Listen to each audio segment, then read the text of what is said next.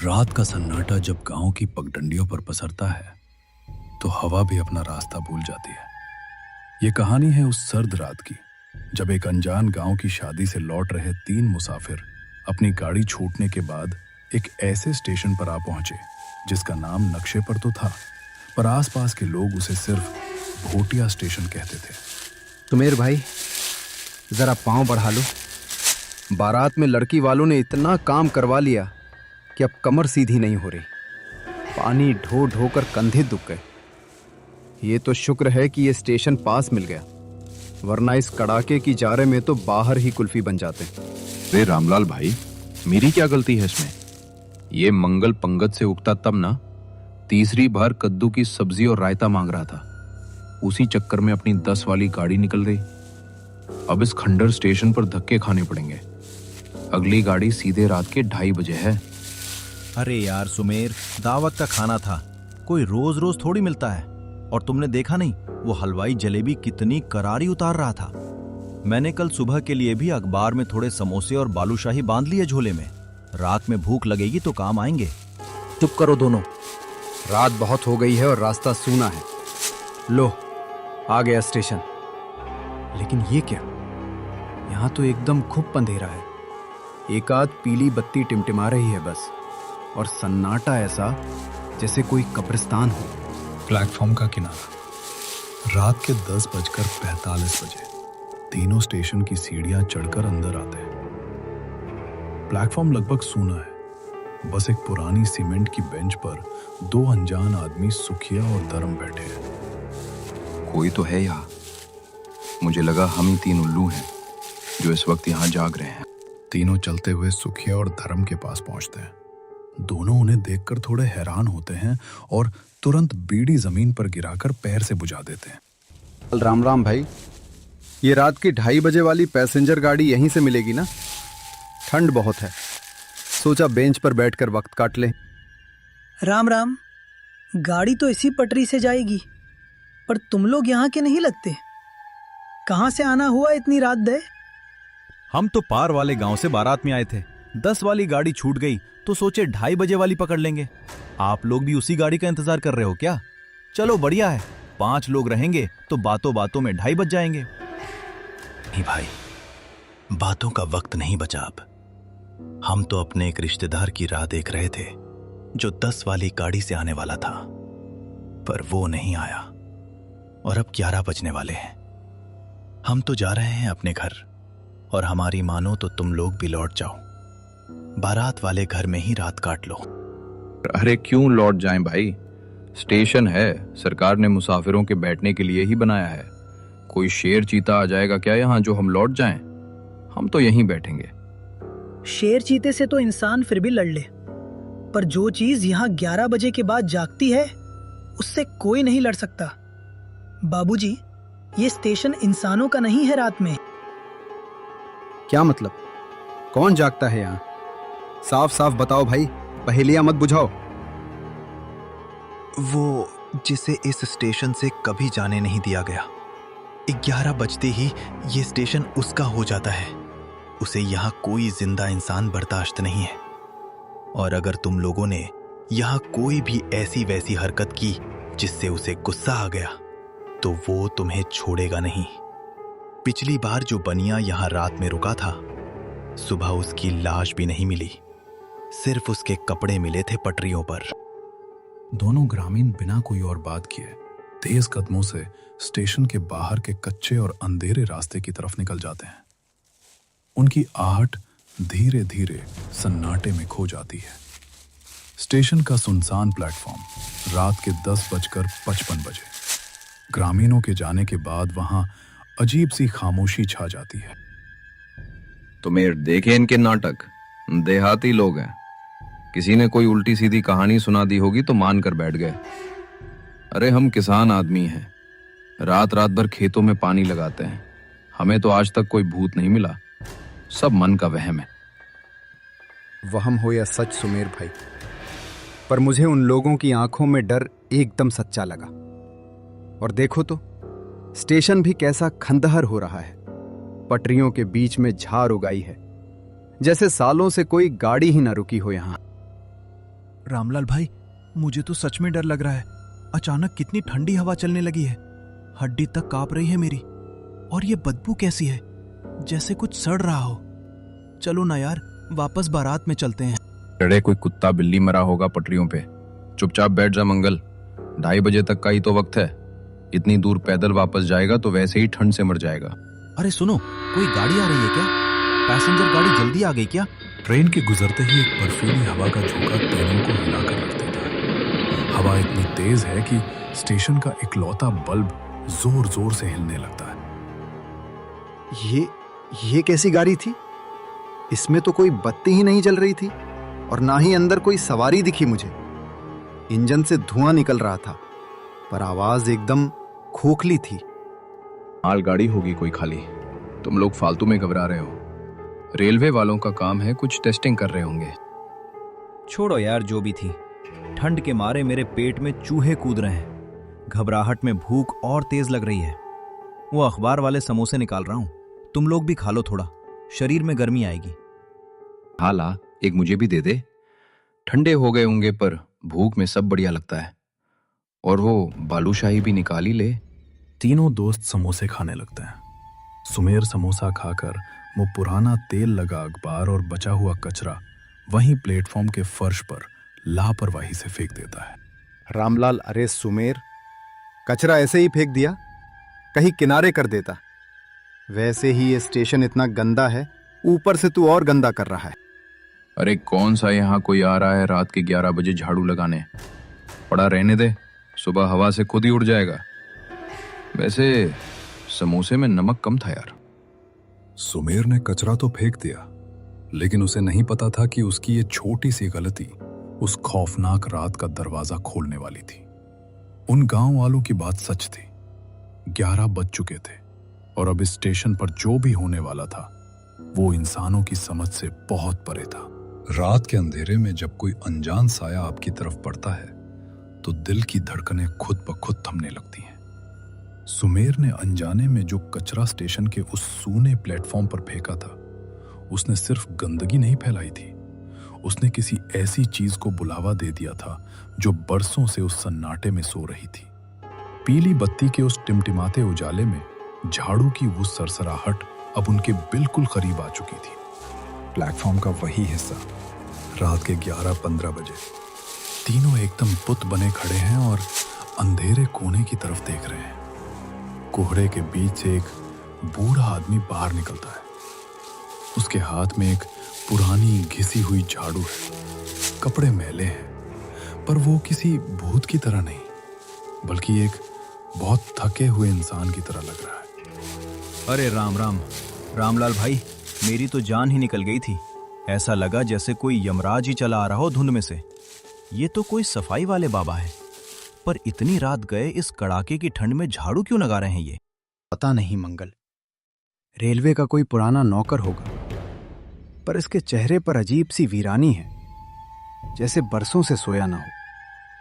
तू चुप रहना, सुमेर को बोलने दे, कोई फालतू बात मत करना। बूढ़ा अपनी झाड़ू घिसटते हुए धीरे धीरे बिल्कुल सुमेर के पास आकर रुक जाता है। उस सुमेर के पैरों के पास पड़े उस अखबार और समोसे के टुकड़े को बहुत ध्यान से देखता है। फिर वो धीरे से अपनी लाल सूखी हुई आंखें उठाकर सुमेर की तरफ देखता है। ये ठीक नहीं किया बाबूजी आपने। ये स्टेशन बहुत पवित्र है, यहाँ गंदगी नहीं फैलाते। ये तो क्या हो गया बाबा, थोड़ा सा अखबार और समोसे का टुकड़ा ही तो है। आंधी चलेगी तो अपने आप उड़ जाएगा। और आप इतनी रात को यहाँ क्या कर रहे हो? सुबह लगा लेना झाड़ू। कौन सा यहाँ कलेक्टर साहब मुआयना करने आ रहे हैं कल सवेरे? कलेक्टर तो नहीं आता बाबूजी, पर जो आता है उसे गंदगी बिल्कुल बर्दाश्त नहीं। ये जो आपने जूठन यहाँ फेंकी है ना, आपने अनजाने में एक बहुत बड़ी अनहोनी को दावत दे दी है। इस जमीन पर जो गिरता है वो उसे अपना मान लेते हैं। अनहोनी? कैसी अनहोनी बाबा? आप हमको डरा क्यों रहे हो? हम तो बस अपनी गाड़ी का इंतजार कर रहे हैं। डरा नहीं रहा बेटा, समझा रहा हूं। खून और कचरा दोनों की महक एक जैसी होती है स्टेशन के अंधेरे में। आप लोगों को लगता है आपने सिर्फ एक अखबार फेंका है, पर उस पार बैठे भूखे सायों को ये बुलावा लगता है। जब वो आते हैं ना, तो सिर्फ कचरा नहीं उठाते, इंसानों को भी अपने साथ समेत ले जाते हैं। बहुत वक्त से कोई ताजा शिकार नहीं मिला है उन्हें। बूढ़े की बातें सुनकर रामलाल और मंगल के माथे पर पसीना आ जाता है। मंगल डर के मारे रामलाल के पीछे छुपने लगता है, पर सुमेर अपनी अकड़ में है। अरे बाबा, आप भी उन अनपढ़ गांव वालों की तरफ पहेलियां बुझा रहे हो। साए वाए कुछ नहीं होते। आपको ई कचरा उठाने का मन नहीं है तो मत उठाओ, मैं अपने पैर से खिसका देता हूं पटरियों की तरफ। लो, हो गया साफ। पटरियों की तरफ मत धकेलना बाबू। पटरियों पर जो चीज एक बार गिर जाती है वो कभी वापस नहीं आती। जो गलती कर दी सो कर दी। अब बस राम का नाम लो और दुआ करो कि आपकी गाड़ी जल्दी आ जाए, क्योंकि अगर घड़ी ने 12 बजा दिए तो फिर आपकी कोई गाड़ी नहीं आएगी, सिर्फ सन्नाटा आएगा। हम तो पार वाले गांव से आए हैं, इस इलाके से अनजान हैं। हमें नहीं पता था यहाँ का नियम। आप कहो तो हम ये कचरा खुद उठाकर बाहर सड़क पर फेंक आते हैं। आप हमें कोई श्राप व्राप मत देना। मैं कौन होता हूँ श्राप देने वाला बाबूजी? मेरी तो ड्यूटी है बस सफाई करने की। अब तो जो महक फैलनी थी फैल गई। अब बैठो और अपने हिस्से के सच का इंतजार करो। अचानक स्टेशन का सन्नाटा एक बहुत तेज आवाज से टूटता है। प्लेटफॉर्म के ऊपर लगा दशकों पुराना जंग खाया हुआ लाउडस्पीकर अचानक से चालू हो जाता है। उसमें से बहुत तेज खर खर की आवाज आने लगती है। अरे बाप रे, ये क्या बज उठा अचानक से? मेरे तो कान सुन्न हो गए। ऐसा लग रहा है यात्रीगण कृपया ध्यान दें। रात 2:30 पर आने वाली पैसेंजर गाड़ी कोहरे के कारण आधा घंटा लेट है। अब ये गाड़ी रात 3 बजे प्लेटफॉर्म नंबर 1 पर आएगी। लो, कर लो बात।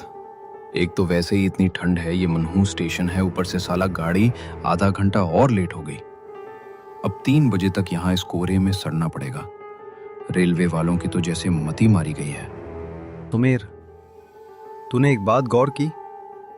ये स्टेशन तो सालों से बंद पड़ा लगता है। टिकट खिड़की टूटी है, दीवारों पर काई जमी है, कोई मुसाफिर नहीं है। तो फिर ये स्पीकर अचानक से चालू कैसे हो गया? जरा ऊपर देख, उस भोंपू में तो कोई तार भी नहीं जुड़ा है। बिना तार के ये डब्बा बोला कैसे? और वो आवाज कितनी डरावनी आ रही थी। रामलाल भाई, मुझे तो अब सच में रोना आ रहा है। आधा घंटा और बढ़ गया। उस सफाई वाले बाबा से पूछते हैं कि स्टेशन मास्टर का कमरा कहाँ है। हम वहीं जाकर कुंडी लगाकर बैठेंगे। बाहर मुझे बहुत डर लग रहा है। मंगल पीछे मुड़ता है। रामलाल और सुमेर भी मुड़कर देखते हैं, पर वहां कोई नहीं है। अरे रामलाल भाई, वो बाबा कहाँ गए? अभी तो यहीं खड़े थे हम तीनों के ठीक पीछे। हमने तो सिर्फ 5 सेकंड के लिए ऊपर स्पीकर की तरफ देखा था। इतनी जल्दी कोई बूढ़ा इंसान भागकर कहां जा सकता है? अरे बुढ़ा आदमी है, स्टेशन के चप्पे चप्पे से वाकिफ होगा। कहीं अंधेरे में खिसक गया होगा अपनी झाड़ू लेकर। वैसे भी फालतू की बातें करके दिमाग पका रहा था। अच्छा हुआ चला गया, मुझे तो कोई पागल ही लग रहा था। चलने की तो आवाज आनी चाहिए ना। झाड़ू जमीन पर घिसटने की आवाज आनी चाहिए थी। वो आदमी ऐसे गायब हुआ है जैसे हवा में घुल गया हो। रामलाल जमीन की तरफ झुकता है और ये देख, इस प्लेटफॉर्म पर इतनी धूल जमी है, हमारे जूतों के निशान साफ दिख रहे हैं, पर उस बाबा के पैरों का एक भी निशान यहां नहीं है। मुझे तो अब उस नत्थू की बात एकदम सच लगने लगी है। तीनों कुछ देर तक एकदम खामोश खड़े रहते हैं। डर का माहौल उनके चेहरों पर साफ दिख रहा है। कोई कुछ नहीं बोलता, बस दूर पटरियों के उस घने अंधेरे की तरफ घूरते रहते हैं, जहां से अब हल्की हल्की धुंध उठ रही है। अरे छोड़ो यार, तुम तो एकदम बच्चों की तरह डरने लगे। स्टेशन बड़ा है, पार वाले प्लेटफॉर्म पर चला गया होगा कोई दूसरा कूड़ा उठाने। हवा से उड़ गई होगी धूल। आओ बेंच पर बैठो, खड़े खड़े पैर दुखने लगे हैं मेरे।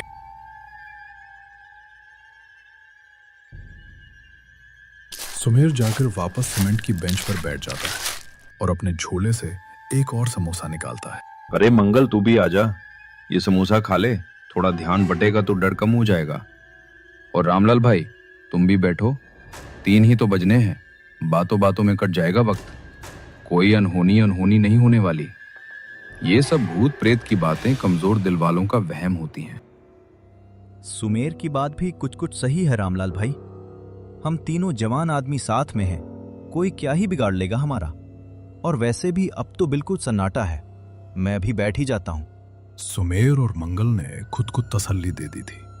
इंसान अक्सर डर से बचने के लिए झूठ का सहारा ले ही लेता है, लेकिन रामलाल की उम्र और तजुर्बा उसे बता रहा था कि जो उन्होंने अभी देखा वो कोई मामूली सफाई वाला नहीं था। स्टेशन का माहौल बाहर से शांत जरूर हो गया था, पर यह शांति किसी भयानक तूफान के आने से पहले की खामोशी थी, क्योंकि अखबार वहीं पड़ा था और अनहोनी का बुलावा अब कबूल हो चुका था। रात के 11:50 भोटिया स्टेशन पर कोहरा अब इतना घना हो चुका था कि 5 कदम दूर देखना भी मुश्किल था। कहते हैं जब मौत आपके आसपास होती है तो सबसे पहले गला सूखने लगता है। सुमेर को लग रहा था कि समोसे के तीखेपन की वजह से उसे प्यास लगी है, लेकिन असल में वो स्टेशन की वो मनहूस हवा थी जो धीरे धीरे उसके शरीर से जिंदगी की नमी खींच रही थी। घमंड का टूटना अभी बाकी था और उस अनहोनी ने अपना खेल बस अभी शुरू ही किया था।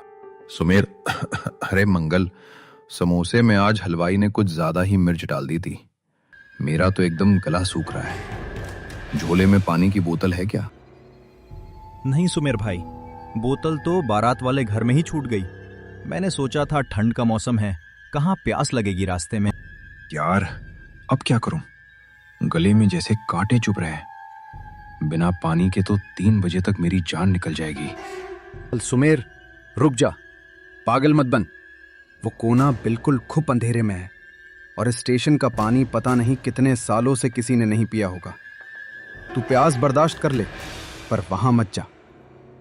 अरे रामलाल भाई, आप तो हर चीज में भूत प्रेत घुसेर देते हो। नल है तो पानी ही आएगा ना। मैं अभी बस 2 मिनट में मुंह धोकर और पानी पी कर आया। मंगल, सुमेर भाई, मेरी मान लो, मत जाओ, मुझे उस तरफ से बहुत अजीब सी बदबू आ रही है। तुम दोनों यहीं बैठकर हनुमान चालीसा पढ़ो, मैं अभी आया। प्लेटफॉर्म का आखिरी और अंधेरा छोर। रात के 11:55 बजे सुमेर धुंध को चीरता हुआ नल के पास पहुंचता है। वहां कोई बत्ती नहीं है, सिर्फ चांद की हल्की रोशनी कोहरे से छन कर आ रही है। सुमेर नल के पास पहुंचता है। नल पूरा लोहे का है और उस पर भारी जंग लगा हुआ है। सुमेर जैसे ही नल की टोंटी खोलने के लिए हाथ बढ़ाता है, उसे अपने ठीक पीछे किसी के खड़े होने का एहसास होता है। सुमेर, कौन है वहां? सुमेर झटके से पीछे मुड़ता है। धुंध में से वही बूढ़ा सफाई कर्मी बाहर आता है। उसके हाथ में वही पुरानी झाड़ू है और वो अपनी लाल सूखी आंखों से बिना पलक झपकाए सुमेर को घूर रहा है। अरे बाबा, आप अभी तो गायब हो गए थे, अब यहाँ क्या कर रहे हैं अंधेरे में? फालतू में डरा दिया मुझे। प्यास लगी है बाबूजी। इस स्टेशन का पानी बहुत मीठा है, पर ये प्यास बुझाता नहीं और बढ़ा देता है। आप अपना काम कीजिए ना बाबा, मेरे सिर पर क्यों खड़े हो? मुझे पानी पीने दीजिए, मेरा गला सूख रहा है। बूढ़ा कुछ नहीं बोलता, बस एक अजीब सी खौफनाक मुस्कान के साथ एक कदम पीछे हट जाता है और सुमेर को देखने लगता है। खौफ का पानी। सुमेर वापस नल की तरफ मुड़ता है और पूरी ताकत से जंग लगे नल की टोटी को घुमाता है। साला नल भी सूखा पड़ा है, रेलवे वाले भी ना। सुमेर जल्दी से अपने दोनों हाथ नल के नीचे लगाता है ताकि अंजुली भरकर पानी पी सके, लेकिन पानी का रंग और महक बहुत अजीब है। सुमेर पीने के लिए हाथों को मुंह के पास लाता है, तभी उसे एक भयानक सड़न और कच्चे लोहे जैसी बदबू आती है। सुमेर, ईख, ये कैसा पानी है, इतना गाढ़ा? सुमेर की आंखें फैल जाती हैं। चांद की हल्की रोशनी में वो अपने हाथों को देखता है। नल से साफ पानी नहीं, बल्कि गाढ़ा, एकदम खून जैसा लाल पानी बह रहा है। वो लाल पानी उसके हाथों से होता हुआ जमीन पर गिर रहा है। ये तो खून जैसा लाल है, ये पानी नहीं है। प्यास बुझ गई बाबूजी। कहा था ना, इस स्टेशन पर जो आता है उसे खून की ही महक आती है। बूटे की तरफ देखता है। वो देखता है कि बूटे का चेहरा अब एक इंसान का नहीं रहा। उसकी आंखें पूरी तरह से काली हो चुकी हैं और उसका मुंह बहुत बड़ा खुल गया है, जहां से वो डरावनी हंसी आ रही है। रामलाल भाई बचाओ। सुमेर दौड़ता हुआ रामलाल और मंगल के पास पहुंचता है। वो दोनों सुमेर की चीख सुनकर पहले ही खड़े हो चुके थे। सुमेर उनके पैरों के पास आकर गिर जाता है। वो पूरी तरह हाँफ रहा है और थर थर कांप रहा है। रामलाल भाई बचाओ। सुमेर भाई, क्या हुआ? तुम ऐसे चीख क्यों रहे हो? सुमेर बोल, क्या देखा तूने? तेरे हाथों पर ये लाल लाल क्या लगा है? रामलाल भाई, वो नल, उसमें से पानी नहीं, खून जैसा लाल पानी आ रहा है। बहुत बदबू आ रही है उसमें से। हे भगवान, खून जैसा पानी? पर तुम इतना डरे हुए क्यों हो? वो बाबा कहाँ है? बाबा इंसान नहीं है रामलाल भाई, वो मेरे पीछे खड़ा था। जब मैंने मुड़कर देखा तो वो बहुत भयानक तरीके से हंसा। उसकी आंखें एकदम काली हो गई थीं, जैसे उनमें कोई पुतली ही ना हो। और उसका मुंह इतना बड़ा खुल गया जैसे किसी जंगली जानवर का हो। वो कोई साया है। सुमेर की बात सुनकर रामलाल और मंगल के चेहरों का रंग उड़ जाता है। मंगल डर के मारे वहीं जमीन पर बैठ जाता है और रामलाल के पसीने छूटने लगते हैं। रामलाल भाई, मैंने कहा था ना, ये स्टेशन शापित है। वो सफाई वाला कोई इंसान नहीं, उसी का भूत है जो बरसों पहले यहां मरा था। अब वो हमें नहीं छोड़ेगा। हे राम, इसका मतलब नत्थू और वो दोनों गांव वाले एकदम सच कह रहे थे। हमने अनजाने में उस साये को जगा दिया है। सुमेर का घमंड हमें ले डूबा। मुझे माफ कर दो रामलाल भाई, मुझे माफ कर दो। अब हम क्या करेंगे? उठो दोनों, अब गाड़ी का इंतजार करना बेवकूफी है। अपना झोला उठाओ मंगल, हम अभी के अभी स्टेशन से बाहर जा रहे हैं। बाहर सड़क पर कोई ना कोई आसरा मिल ही जाएगा। भागो यहां से। रामलाल ने भागने का फैसला तो कर लिया, पर वो भूल गए थे कि भोटिया स्टेशन पर आने का रास्ता तो है, लेकिन रात 12 बजे के बाद यहां से जाने का कोई रास्ता नहीं बचता। अनहोनी का खेल अब अपने आखिरी पड़ाव पर पहुंच चुका था। इंसान जब मौत के जाल में फंस जाता है तो उसे हर बंद दरवाजा अपनी कब्र का पत्थर लगने लगता है। रात के 12 बज चुके थे और भोटिया स्टेशन ने अपने शिकार को चारों तरफ से घेर लिया था। बाहर जाने का वो भारी लोहे का दरवाजा ऐसे बंद हुआ था जैसे किसी ने बाहर से सदियों पुराना ताला जड़ दिया हो। सुमेर का घमंड, मंगल का भोलापन और रामलाल की समझदारी सब उस खूनी सन्नाटे के आगे घुटने टेक चुके थे।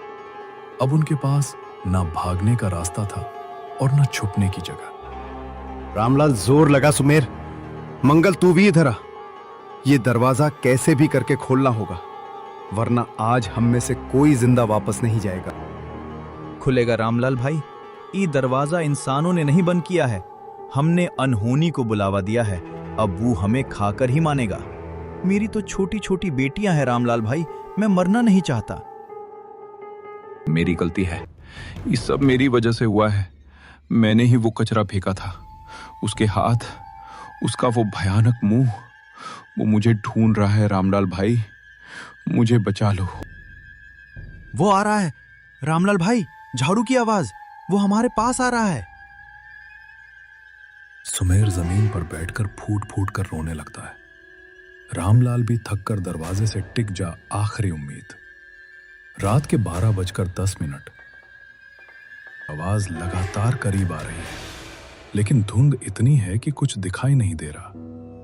तभी अचानक स्टेशन का लाउडस्पीकर फिर से खड़खड़ाता है।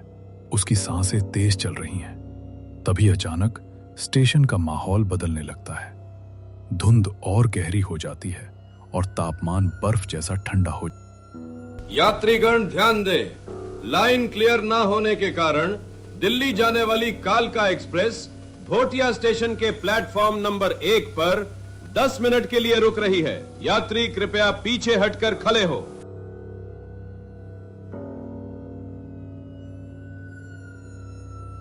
सुमेर, मंगल, उठो। तुमने सुना? एक्सप्रेस गाड़ी आ रही है, वो यहां 10 मिनट रुकेगी। पर रामलाल भाई, हमारी गाड़ी तो कोई और थी ना, और हमें दिल्ली थोड़ी जाना है। अरे फार में गई हमारी गाड़ी और फार में गया दिल्ली। बाहर निकलने का दरवाजा बंद है, हम यहां से भाग नहीं सकते। हमें कैसे भी करके बस इस मनहूस स्टेशन से बाहर निकलना है। ये गाड़ी ही हमारी आखिरी उम्मीद है। जैसे ही गाड़ी रुके, किसी भी डिब्बे में घुस जाना, समझे? मंगल, हाँ रामलाल भाई, जो गाड़ी मिले उसमें चढ़ जाएंगे, बस मुझे यहां नहीं रुकना। धुंध को चीरती हुई एक लंबी एक्सप्रेस ट्रेन की तेज पीली रोशनी प्लेटफॉर्म पर पड़ती है।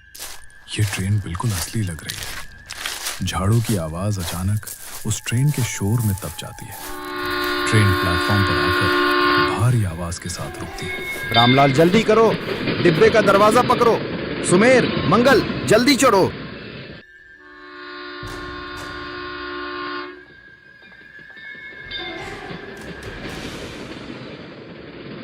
तीनों पागलों की तरह जनरल डिब्बे की तरफ दौड़ते हैं। सुमेर सबसे पहले हैंडल पकड़ता है और लड़खड़ाते हुए अंदर घुसता है।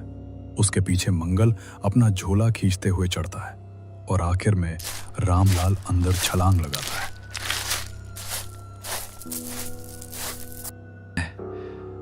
मैं आज के बाद इस रास्ते पर कभी कदम नहीं रखूंगा, कभी नहीं। हे बजरंग बली, तेरा लाख लाख शुक्र है, जान बच गई। हम बच गए रामलाल भाई। ट्रेन अब थोड़ी रफ्तार पकड़ चुकी है।